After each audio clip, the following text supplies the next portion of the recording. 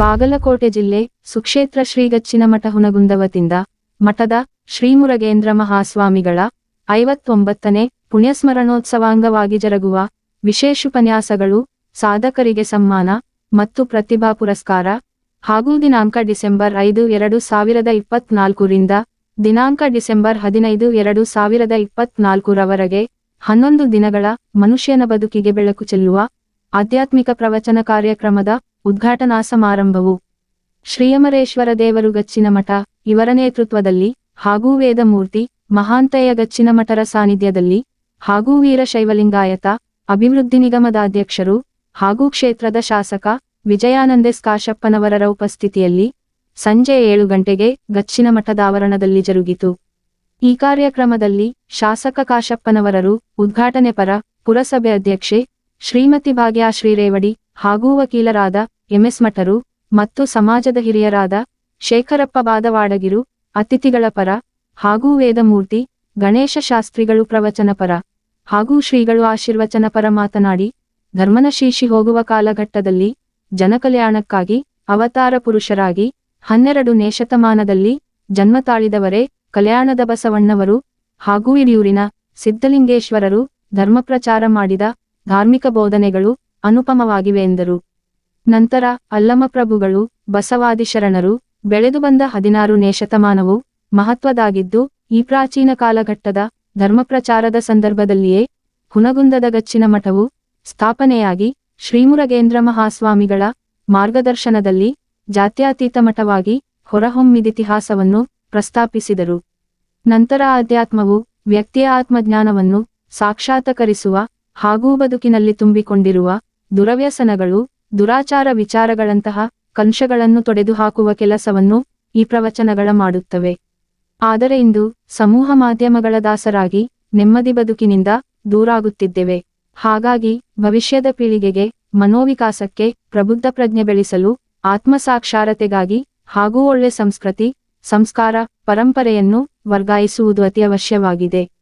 ಆ ನಿಟ್ಟಿನಲ್ಲಿ ಆಧ್ಯಾತ್ಮವನ್ನು ನಿಮ್ಮ ಜೀವನದುದ್ದಕ್ಕೂ ಅಳವಡಿಸಿಕೊಳ್ಳುವಂತಾಗಬೇಕೆಂದು ಕಿವಿಮಾತು ಹೇಳಿದರು. ನಂತರ ಪುಣ್ಯಸ್ಮರಣೋತ್ಸವದ ಉದ್ದೇಶವು ತನಗಾಗಿ, ತನ್ನವರಿಗಾಗಿ ಅಲ್ಲದೆ ಇಡೀ ಸಮಾಜದ ಸಮಾನತೆಗಾಗಿ ಆಧ್ಯಾತ್ಮ ನೀಡಿ ಬಾಳಿ ಬೆಳಗಿದ ಶಿವಯೋಗಿಗಳ ಸಾಲಿನಲ್ಲಿ ಶ್ರೀಮುರಗೇಂದ್ರ ಶಿವಯೋಗಿವರ ಸ್ಮರಣೋತ್ಸವವು ಪ್ರತಿವರ್ಷ ಜರುಗುತ್ತಿದೆ ಎಂದರು. ನಂತರ ವಿಶೇಷವಾಗಿ ಶಾಸಕರು, ನಮ್ಮ ಧರ್ಮದ ಶ್ರೇಷ್ಠತೆ ಮತ್ತು ಸಂಸ್ಕಾರ ಎಂದರೆ ಇಲ್ಲಿಯೇ ಜನಿಸಿ ನಮ್ಮ ಬಾಳಿಗೆ ದಾರಿದೀಪವಾದರನ್ನು ಸ್ಮರಿಸುವುದೇ ನಿಜವಾದ ಪುಣ್ಯಸ್ಮರಣೋತ್ಸವಾಗಿದೆ ಎಂದು ಪ್ರತಿಪಾದಿಸಿದರು. ನಂತರ ಹಾನಗಲ್ ಕುಮಾರಸ್ವಾಮಿಗಳ ಸ್ಮರಣೆ, ವಿಭೂತಿಧಾರಣೆಯ ಶಕ್ತಿ, ಮಹತ್ವವು ಪ್ರಸ್ತಾಪಿಸಿದರು. ನಂತರ ಜನಕಲ್ಯಾಣ ಮತ್ತು ಸಮಾಜ ನಿರ್ಮಾಣಕ್ಕೆ ಅವಿರತ ಶ್ರಮಿಸುತ್ತಿರುವ ಮಠಕ್ಕೆ ಸಾಂಗವಾಗಿ ಧಾರ್ಮಿಕ ಕಾರ್ಯಕ್ರಮ ಜರಗಲು ನಾವೆಲ್ಲರೂ ತನು ಮನದಿಂದ ಸಹಕರಿಸಿ ಅಭಿವೃದ್ಧಿಪಡಿಸೋಣೆಂದು ಜನತೆಗೆ ಕರೆ ನೀಡಿದರು. ಈ ಕಾರ್ಯಕ್ರಮದಲ್ಲಿ ಶಿಕ್ಷಕರಾದ ಪ್ರಭುಮಾಲಗಿತ್ತಿಯರು ನಿರೂಪಿಸಿದರೆ, ಮುಖಂಡರಾದ ಅರಣೋದಯ ದುಗ್ಗಿರು ಸ್ವಾಗತಿಸಿ 11 ದಿನಗಳವರೆಗೆ ಜರುಗುವ ಕಾರ್ಯಕ್ರಮದ ರೂಪರೇಷೆಗಳ ಬಗ್ಗೆ ಪ್ರಸ್ತಾಪಿಸಿದರು. ಹಾಗೂ ಕಾರ್ಯಕ್ರಮದಲ್ಲಿ ಮುಖಂಡರಾದ ಶಿವಾನಂದ ಕಂಠಿ, ಮಲ್ಲಿಕಾರ್ಜುನಗೌಡ ಪಾಟೀಲ, ಎಂಎಂ ಪಾಟೀಲ, ಶಿವನಪ್ಪ ಹುದ್ದಾರರು ವೇದಿಕೆ ಅಲಂಕರಿಸಿದ್ದರು. ಹಾಗೂ ಮುಖಂಡರಾದ ವಿಜಯ ಮಹಾಂತೇಶ ಗದ್ದನಕೇರಿ, ರೈತ ಮುಖಂಡರಾದ ಮಲ್ಲನಗೌಡ ತುಂಬದ, ಕೃಷ್ಣಾ ಜಾಲಿಹಾಳ, ಚನ್ನಪ್ಪಿಲಕಲ್ಲ ಸೇರಿದಂತೆ ಪಟ್ಟಣದ ಸಮಸ್ತ ಸದ್ಭಕ್ತರು ಕಾರ್ಯಕ್ರಮದಲ್ಲಿ ಉಪಸ್ಥಿತರಿದ್ದರು. Loknayak Kannada news bureau report Hungund.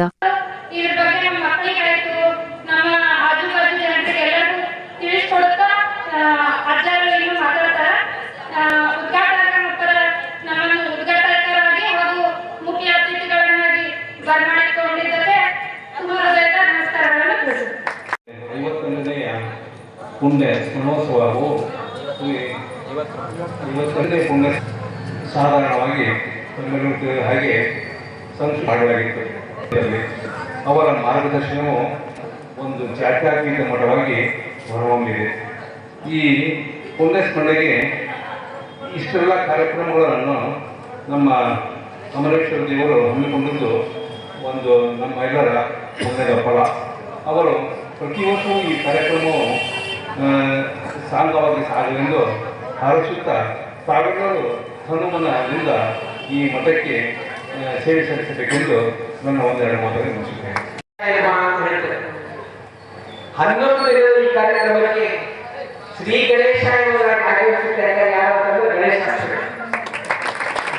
ಓದಿಕೊಂಡವರು ಒಂದು ಚಿಕ್ಕದರ್ಶಿಯರು ಕೂಡ ಅವರ ವಿದ್ವಸ್ತು ನಿಜಕ್ಕೂ ಹೆಚ್ಚಿನದು ಅಂತಕ್ಕಂಥದ್ದು ನಮ್ಮ ಜೊತೆಗೆ ಅವ್ರ 11 ದಿನ ಅವರ ಪ್ರವಚನದಲ್ಲಿ ಸಾಕ್ಷಿ ಆಗ್ತಾರೆ. ಈ ಆಧ್ಯಾತ್ಮಕಂದ ನನಗೆ ಖುಷಿ, ಒಬ್ಬ ಅಪರೂಪದ ವ್ಯಕ್ತಿಯಾಗಿ ಮುಂದೆ ಬೇರೆ ಬೇರೆ ಸ್ಥಳಗಳಲ್ಲಿ ಕೂಡ ತಮ್ಮ ಅಭ್ಯಾಸವನ್ನು ಮುಂದುವರಿಸಿದ್ದಾರೆ. ಅವರು ಈಗ ಈ ಆಧ್ಯಾತ್ಮ ಕ್ಷೇತ್ರದ ಪ್ರವಚನ ಕ್ಷೇತ್ರಕ್ಕೆ ಕೂಡ ಕಾಣಿಸಿ ತುಂಬಾ ವಿದ್ವತ್ಪೂರ್ಣವಾಗಿರ್ತಕ್ಕಂಥ ಮಾತುಗಳನ್ನು ಆಡ್ತಾರೆ.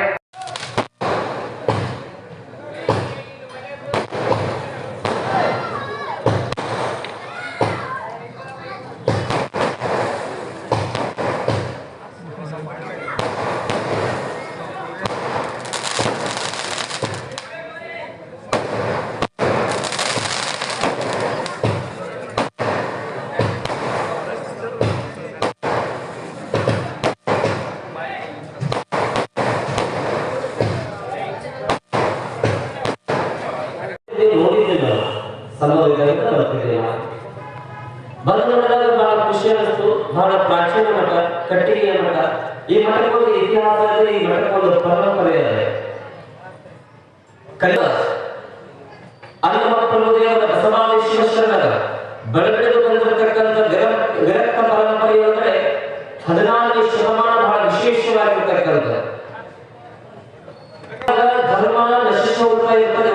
ಅವಾಗ ಒಬ್ಬೊಬ್ಬ ಯುಗ ಪುರುಷರು ಅಂತ ತಿಳ್ಕೊಂಡು ಅವತಾರವನ್ನು ಎತ್ತುತ್ತಾರೆ.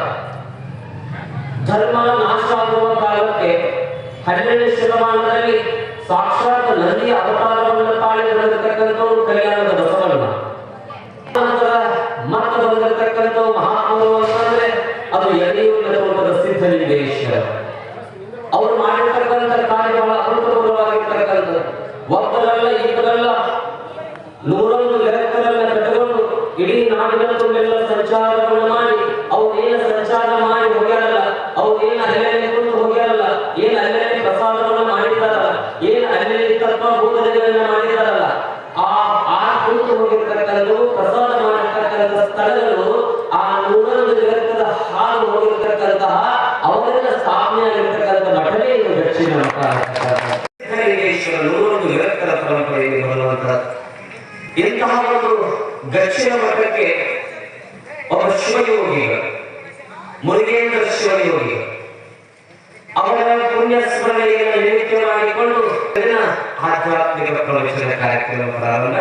ಈ ಆಧ್ಯಾತ್ಮಿಕ ಪ್ರವಚನದ ದಿವ್ಯ ವೇದಿಕೆಯ ಮೇಲೆ ಮಠಗಳಲ್ಲಿ ನಮ್ಮ ಶ್ರೀಮಠಕ್ಕೆ ಸಿಕ್ಕಿರುವುದು ನಮ್ಮ ನಿಮ್ಮೆಲ್ಲರ ಸುದೈವ ಶ್ರೀಪಾದಕ್ಕೆ ಅನಂತ ಕೋಟಿ ಶರಣಗಳನ್ನು ಸಮರ್ಪಣೆಯನ್ನು ಮಾಡಿ ಒಂದು ಸ್ವಲ್ಪ ಚಿಂತನೆಯನ್ನು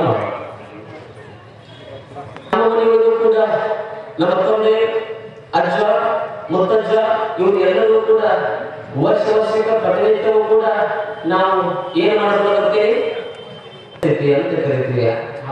ಹಳ್ಳಿ ಭಾಷೆಗಳಲ್ಲಿ ಕಟ್ಟುತ್ತೀವಿ ಅಂತ ಇಡೀ ಸಮಾಜಕ್ಕಾಗಿ ಆಧ್ಯಾತ್ಮವನ್ನು ಕೊಟ್ಟು ತನ್ನದಾಗಿ ಅಲ್ಲ, ತನ್ನವರಿಗಾಗಿ ಅಲ್ಲ, ಸದಾಕಾಲ ಸಮಾಜಕ್ಕಾಗಿ ಯಾರು ಬಾಳಿ ಬದುಕಿ ಹೋಗುತ್ತಾರಲ್ಲ ಅಂತವರು ಪುಣ್ಯ ಸ್ಮರಣೋತ್ಸವ ಮಾತ್ರ ನಡೆಸದೆ ಅಂತವರು ಸಾಲಿನಲ್ಲಿ ಬರತಕ್ಕಂಥವರು ಪೂಜೆ ಮುರುಗೇಂದ್ರ ಶಿವಯೋಗಿಗಳು ಉತ್ಸವ. ಯಾರ ಶಿವಯೋಗಿಗಳ 59ನೇ ವರ್ಷದ ದೊಡ್ಡದಾಗಿರ್ತಕ್ಕಂಥ ಒಂದು ಪುಣ್ಯ ಸ್ಮರಣೋತ್ಸವ.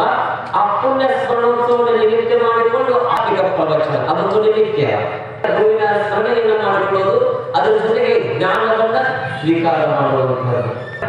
ಆಧ್ಯಾತ್ಮ ಅಂತಂದ್ರೆ ಆತ್ಮದ ಅಧ್ಯಯನ, ಅದು ಆಧ್ಯಾತ್ಮ. ಬಹಳ ಸರಳ.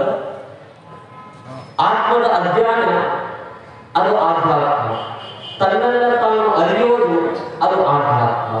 ಅದು 11 ದಿನಗಳ ಪರ್ಯಂತರವಾಗಿ ಬಹಳ ಸುಂದರವಾಗಿ ಜರುಗುತ್ತದೆ. ವಿಶೇಷವಾಗಿ ತಾಯಿಯರು ಇನ್ನೊಂದು ಸ್ವಲ್ಪ ನೀವು ಜಾಸ್ತಿ ಬರಬೇಕು. ನಾಳೆಯಿಂದ ದಕ್ಷಿಣ ಮಠದಿಂದ ಸದಾವಕಾಲವೂ ಕೂಡ ನಡೆಯಬಾರದಂತ ವಿಷಯ. ಆದರೆ ಇವತ್ತಿನ ದಿವಸ ಈ ಮಠಕ್ಕೆ ಯಾರೂ ಇದ್ದಿಲ್ಲ. ಇವತ್ತಿನ ದಿವಸ ಈ ಅಮರೇಶ್ವರ ದೇವರು ಈ ಸ್ಥಾನವನ್ನು ಅಲಂಕರಿಸಿದ್ದಕ್ಕಾಗಿ ಅವರು ಈ ದಿವಸ ಈ 11 ದಿವಸ ಪ್ರವಚನವನ್ನು ಹೇಳಿ ಈ ಮಂಗಲ ಕಾರ್ಯವನ್ನು ಈ ರೀತಿ ಯಶಸ್ವಿಗೊಳಿಸಬೇಕಂತ ಈ ಕಾರ್ಯಕ್ರಮವನ್ನು ಹಮ್ಮಿಕೊಂಡಾರ.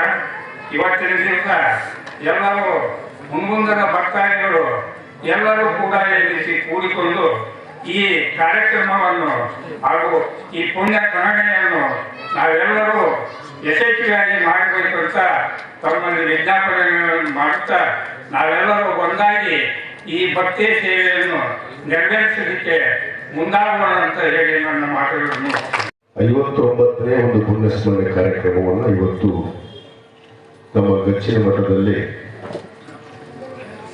ಪಾರಕವಾಗಿ ಸಾಂಪ್ರದಾಯಿಕವಾಗಿ ಇವತ್ತೇನು ನಮ್ಮ ಪೂಜ್ಯರಾದಂಥ ಮಾಂತಯ್ಯ ಗಚ್ಚಿನ ಮಠವರು ಪೂಜ್ಯರು ಇವತ್ತು ನೆನೆಸ್ಕೊಂಡು ಬಂದಿದ್ದು ಅತ್ಯಂತ ಶ್ಲಾಘನೀಯ ಸಂತೋಷ ಅನ್ನೋ ಮಾತನ್ನು ನಾನು ಮೊದಲನೇ ಹೇಳಕ್ಕೆ ಇಚ್ಛೆ ಪಡ್ತೇನೆ.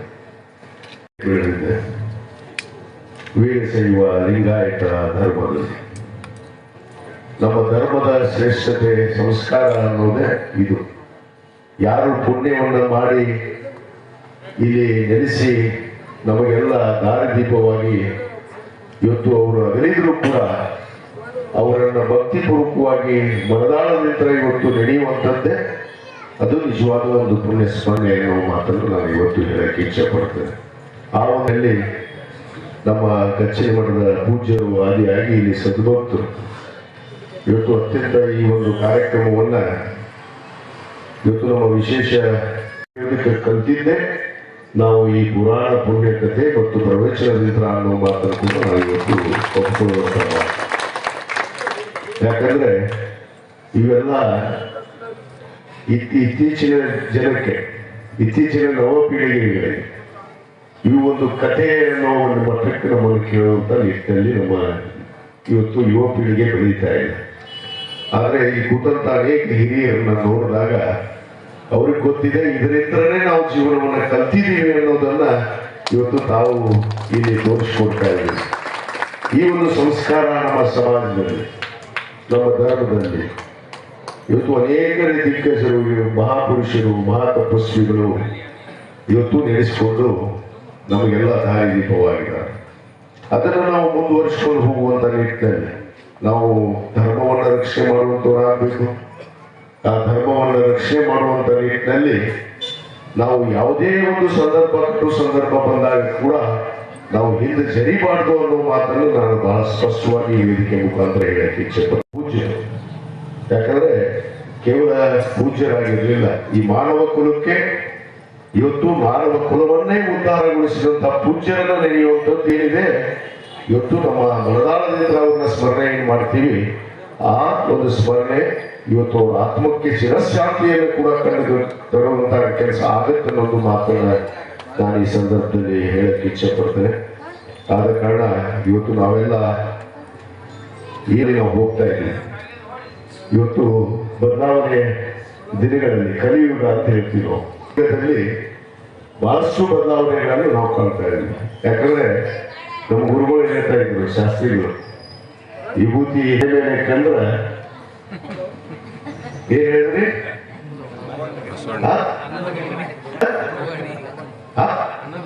ಅನ್ನದ ಉಗಾಡಿ ಇದ್ದಾರೆ. ಅದು ಅವರು 12ನೇ ಶತಮಾನದಲ್ಲೇ ನಮಗೊಂದು ಧರ್ಮವನ್ನು ಕಟ್ಟಿ ಇದಕ್ಕೆ ಎಲ್ಲ ರೀತಿ ಸಂಸ್ಕಾರವನ್ನು ಕೊಟ್ಟು ಇವತ್ತು ನಮ್ಮನ್ನ ಆ ವಿಭೂತಿ ಅಂದ್ರೆ ಇವತ್ತು ವಿಭೂತಿ ಅನ್ನೋದು ಬಹಳ ಸರಳವಾಗಿ ಜನಕ್ಕೆ ಕಾಣಬಹುದು. ಅದರಲ್ಲಿ ಇರುವಂತ ಶಕ್ತಿ ಏನಿದೆ ಅದನ್ನ ಅರ್ಥ ಮಾಡಿಕೊಂಡವನಿಗೆ ಗೊತ್ತು, ಅದನ್ನ ಹಚ್ಕೊಂಡವನಿಗೆ ಗೊತ್ತು ಅನ್ನೋ ಮಾತನ್ನು ಬಹಳ ಸಿನಿಮಾ ಪ್ರಶ್ನೆ ಮಾಡ್ತಿರ್ತಾರೆ. ಏನ್ರಿ ಇತ್ತೀಚೆಗೆ ನಿಮ್ಗೆ ಹೆಣಿ ಮೇಲೆ ಬಹಳ ಚಂದ ವಿಭೂತಿ ಹಚ್ಕೊಂಡು ಬರ್ತಿರಲಿಲ್ಲ ಅಂತ. ಇಲ್ಲಪ್ಪ, ನನಗೂ ಸ್ವಲ್ಪ ತಡವಾಗಿ ಗೊತ್ತಾಯ್ತು. ಅದಕ್ಕೆ ತಡವಾದ್ರೂ ಕೂಡ ಇನ್ನೂ ತಡ ಮಾಡಿದ್ರೆ ಅದು ಬುದ್ಧಿಗೆಟ್ಟವ್ರು ಅಂತಾರೆ. ಅದಕ್ಕೆ ಅದನ್ನು ತಡ ಮಾಡದೆ ಅದನ್ನ ರಕ್ಷಣೆ ಮಾಡ್ಕೊಂಡು ಹೋಗುವಂತ ಕರ್ತವ್ಯವನ್ನು ನಾನು ಮಾಡ್ತಾ ಇದ್ದೀನಿ ಅನ್ನೋ ಮಾತನ್ನು ಬಹಳ ಹೆಮ್ಮೆ.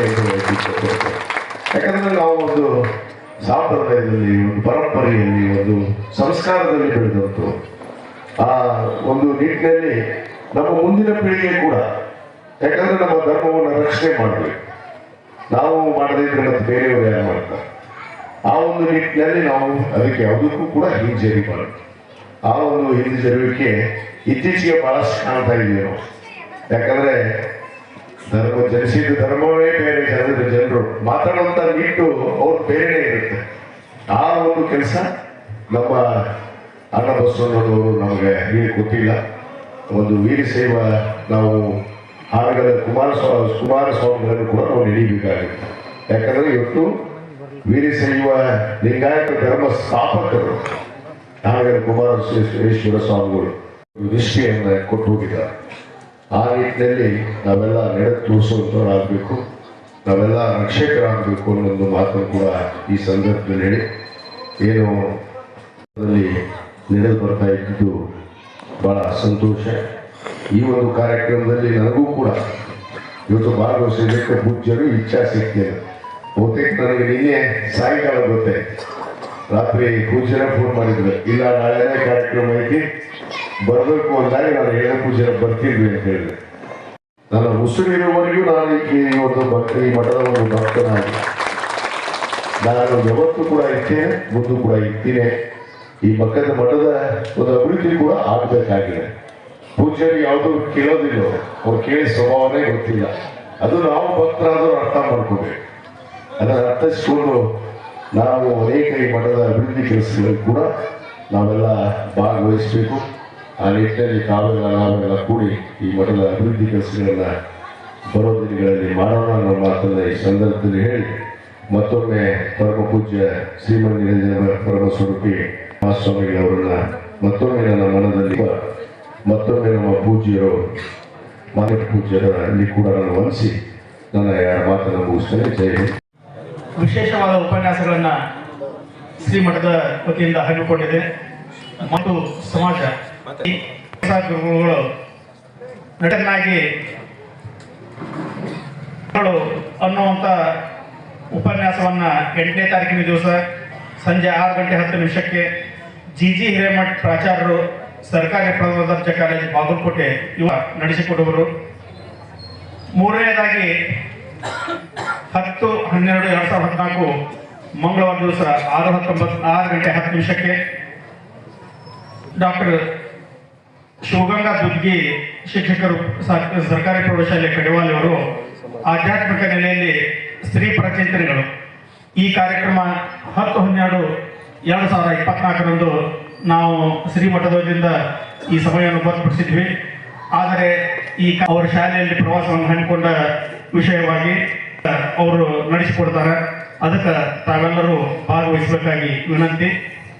12/12/2024 ಗುರುವಾರ ಸಂಜೆ 6:10 ಸಮಗ್ರ ಕೃಷಿ ಈ ವಿಷಯವಾಗಿ ಡಾಕ್ಟರ್ ಆನಂದ್ ಮಾಸ್ತಿಹೊಳಿ ವಿಶೇಷಾಧಿಕಾರಿಗಳು ಮತ್ತು ಪ್ರಾಧ್ಯಾಪಕರು ಬೇಸಾಯ ಶಾಸ್ತ್ರ ತೋಟಗಾರಿಕಾ ಇಲಾಖೆ ವಿಜ್ಞಾನಗಳ ವಿವಿ ಕೇಂದ್ರ ಬಾಗಲಕೋಟೆ ಇವರು ಕೂಡ ನಡೆಸಿಕೊಡುವರು. ಜಾನಪದ ಪರಂಪರೆ ಈ ಕಾರ್ಯಕ್ರಮ 14/12/2024 ಶನಿವಾರ ಸಂಜೆ 6:10 ಇರುವುದು. ಈ ಕಾರ್ಯಕ್ರಮವನ್ನು ಡಾಕ್ಟರ್ ನಾಗರಾಜ್ ನಾಡಗೌಡ ಅವರು ನಡೆಸಿಕೊಡುವರು. ಆ ನಂತರ ನಾಳೆಯಿಂದ ಸಮಯಕ್ಕೆ ಸರಿಯಾಗಿ ತಾವೆಲ್ಲ 6:10 ಬರಬೇಕು. 1 ತಾಸಿನ ಕಾರ್ಯಕ್ರಮ. ಈ ನಮ್ಮ ಸಾಹೇಬ್ ಇವತ್ತೊಂದು ವಿಭೂತಿ ಸೀಕ್ರೆಟ್ ಅನ್ನ ರಿವೀಲ್ ಮಾಡಿದ್ರೆ